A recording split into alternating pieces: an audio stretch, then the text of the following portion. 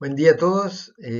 Queremos desde el Instituto de Ingeniería Rural de Castelar, donde hace más de 10 años venimos trabajando en estos temas, evaluando empresas y cadenas productivas fundamentalmente ligadas a soja, a maíz, a biodiesel, bioetanol y biogás y todos los coproductos que se generan en las mismas biorefinerías. Bien, estos estudios de transformación abarcan como concepto todas las etapas, ¿no? Desde la producción de la materia prima, todos los procesos de transporte, logística, conversión, los tipos de producto, etcétera. Hemos comenzado y hecho base en la huella de carbono a raíz de las exigencias que presentan los mercados internacionales en este tema y paulatinamente hemos incorporado nuevos sistemas de medición como la huella hídrica, los retornos energéticos y Jonathan le va a hablar de lo último que estamos incorporando al tema. Estos son indicadores del impacto de las actividades que estamos evaluando. Bien, como les decía, hace 10 años comenzamos con el primer estudio sobre la cadena de soja y su transformación. A lo largo de estos años venimos trabajando con una serie importante de las empresas líderes a nivel nacional, tanto en provisión de mercado interno como de exportación. En las tres cadenas, ahí tienen un poco el resumen de las de bioetanol, representa casi el 80% del mercado de bioetanol, en el caso de biodiesel, más del 90% del biodiesel exportado por el país. Bien, como enfoque de huella de carbono, primero tuvimos que definir si lo hacíamos en forma organizacional o en forma o el abordaje a través de productos, ¿no es cierto? La de producto es la que elegimos porque son los productos los que están ligados a directivas, a exigencias en distintos mercados en cuanto a su huella de carbono y sobre todo en el caso de los biocombustibles, la reducción de emisiones respecto a los combustibles fósiles que reemplazan. Bien,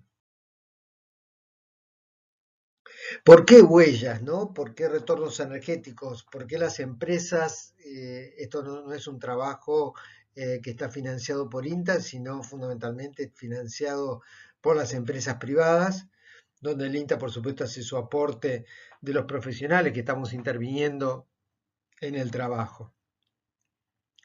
Fundamentalmente lo buscan a través y logran a través de este trabajo mejorar sus procesos, eh, evaluar impactos de nuevos productos, animarse a generar nuevas cadenas de transformación. Esto lo hemos visto con algunas empresas.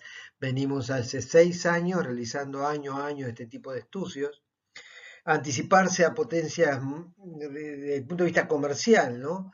Anticiparse a potenciales medidas regulatorias o cumplir con medidas regulatorias ya en marcha, posicionarse o promover los productos tanto en el mercado interno como en el mercado internacional, como buscar nuevos productos, como también desarrollar nuevas líneas de marketing a través de la competitividad y como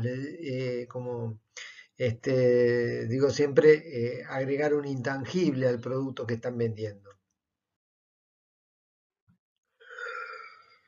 Bueno, como ustedes saben, y ya se explicó, la evaluación puede realizarse según los límites que se fijen en el sistema, ¿no es cierto? Y nosotros definimos estos límites previamente, que es desde la generación de la materia prima hasta el destino final del producto que estamos evaluando.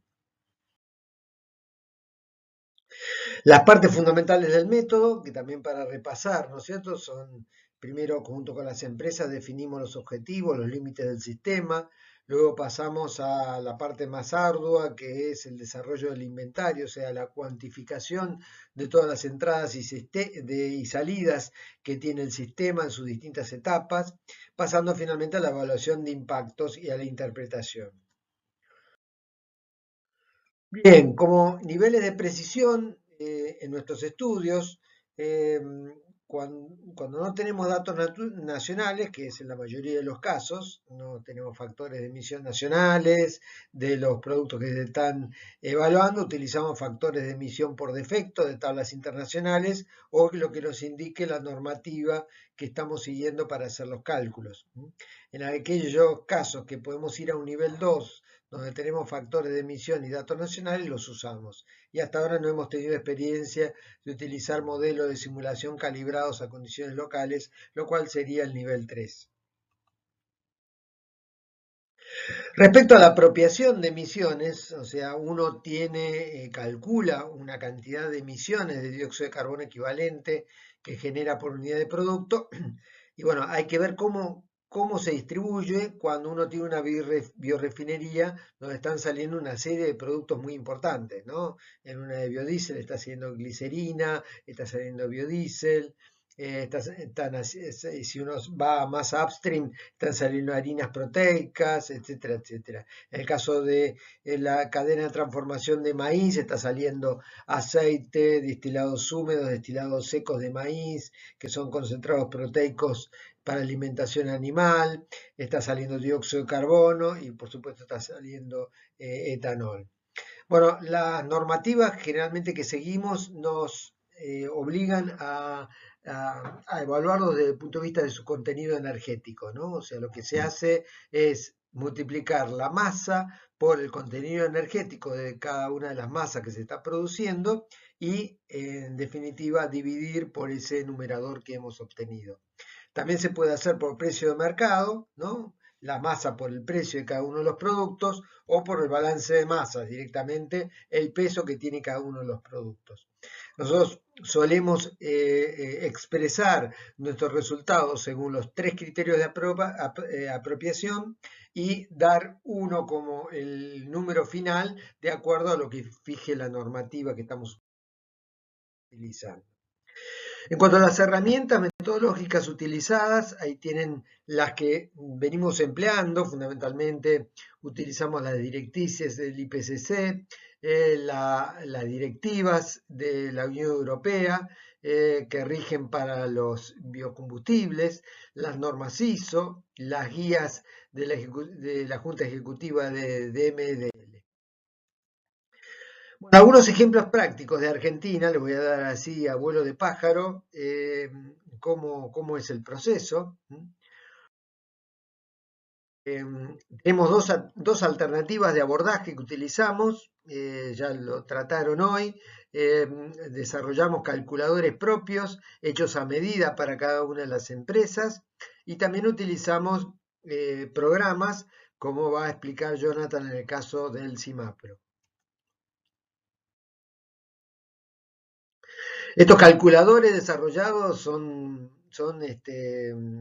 planillas de cálculo bastante complejas, de más de 30 páginas interrelacionadas, con tablas dinámicas, etcétera, donde tenemos sectores de ingreso de información, sectores de egreso y de cálculo y sectores de gráficos. Esta es una fórmula típica de cálculo de huella de carbono que fija la directiva de la Unión Europea, donde ustedes están viendo los distintos componentes de la ecuación en la fase industrial, en la fase agrícola, en la fase de transporte. Lo que tenemos que primero determinamos es cuáles de esos factores utilizamos, el por qué sí o por qué no, dejamos de lado algunos de los factores, como por ejemplo la captura de carbono en suelos, o sea, si no tenemos evidencia de incremento de materia orgánica en suelo ni de reducción de carbono en suelo, bueno, lo dejamos sin contabilizar. Como les decía, pasamos a la etapa de construcción del inventario. Acá no se ve nada, son todas las cajitas chiquititas y todas las líneas así en letra muy pequeña que representan todos los insumos, todas las entradas y todas las salidas del sistema. Este es un trabajo que lleva bastante laborioso y bastante tiempo. Los esquemas del calculador, como les decía, hay un índice general, hay un esquema de procesos, hay planillas de carga de datos y hay hojas de resultados, gráficos e indicadores. Un esquema de carga del modelo, ahí estamos viendo la parte agrícola, como tenemos planillas de campo o en su defecto utilizamos los modelos RETA, que son los modelos de evaluación de paquetes tecnológicos de la Bolsa de Cereales de Buenos Aires para distintas regiones del país, donde fijan por nivel tecnológico en cada una de las áreas los insumos que están empleando. Los factores de emisión que utilizamos para distintos elementos, como les decía, hay algunos factores de emisión argentinos en algunos combustibles, pero en general dependemos de bases de datos internacionales. Ahí estamos, les pongo un ejemplo, por ejemplo, cuando medimos el nitrógeno de residuos agrícolas, ahí en azul siempre ponemos los datos que empleamos, en este caso tipo de cultivo, producción media ponderada, hectáreas ponderadas. En verde está de dónde surge la marcha de cálculo y el procedimiento que estamos aplicando, y después en gris abajo cuáles son los pasos que seguimos para obtener los números de cada uno. Todo esto está representado en cada una de las páginas del calculador. Bueno, lo mismo, otro ejemplo para fertilizantes sintéticos, ¿no? Donde tenemos cantidad, tipo de fertilizante y composición, la metodología y la marcha de cálculo. En el caso de energía, en la parte industrial, lo que hemos hecho una evolución en cuanto a separar corrientes específicas para hacer una asignación específica de la energía y la emisión de que trae esa energía, tanto en su ciclo de vida como en su uso para cada uno de los productos. Paquetes tecnológicos empleados, hemos hecho con algunas empresas tener trazabilidad hasta nivel de campo y ahora estamos volviéndolo a hacer para partidas especiales de productos donde podemos evaluar y registrar a nivel de campo cuál ha sido todos los insumos que se utilizaron y si no, como les decía, el sistema de información del relevamiento tecnológico de la bolsa. ¿Qué evolución y mejora hemos hecho en los cálculos a lo largo de estos 10 años, ¿no? Bueno, hemos avanzado mucho en la asignación de cargas energéticas a cada producto, hemos incorporado nuevos productos dentro de la biorefinería y ver el impacto que eso tiene sobre todos los demás productos que se generan, la incorporación de aportes energéticos propios, como es la utilización de residuos para la generación de biogás y biofertilizantes, el estudio de la variabilidad de rendimiento de acuerdo a las cuencas de abastecimiento. Hemos hecho trabajos evaluando y tenemos una tesista nueva que va a hacer su tesis doctoral en ese tema, ¿no? Los paquetes tecnológicos en las cuencas específicas que ya les explicaba, análisis de sensibilidad en rindes de maíz y análisis plurimpacto que Jonathan les va a comentar más adelante. Acá estamos viendo el impacto que tiene la asignación de emisiones por etapas de energía en la huella de carbono expresada en gramos de dióxido de carbono por megajoule, ¿no? En azul cuando no se hace una apropiación específica y en rojo cuando logramos realizarla. Esto es un ejemplo de lo que gráficamente es un esquema de los sistemas de transformación industrial que utilizamos. Y aquí les muestro un ejemplo de, primero, ahí están viendo en distintos colores en cada columna cuánto le corresponde a la planta, cuánto le corresponde a los fletes, ¿no es cierto? En línea punteada están viendo el valor de referencia contra el cual nos comparamos. En los números en negro en porcentaje es el porcentaje de reducción de emisiones del combustible que estamos midiendo respecto al combustible de referencia. Y ahí están viendo también por masa, por precio y por energía, lo que les comentaba de la asignación que realizamos, y el efecto que tiene incluir un nuevo producto como el dióxido de carbono, que genera una reducción y una mejora de un 10% en el nivel de emisiones. Bueno, esto rápidamente ha sido lo que quería expresarles respecto a la experiencia que hemos tenido en este tema. Indudablemente esto hay mucho para profundizar. Ahí tienen el canal de YouTube y donde pueden ver varias charlas donde desarrollamos ya en 1 hora, 2 horas estos temas con mayor nivel de detalle para una mayor comprensión. Bueno, gracias a todos.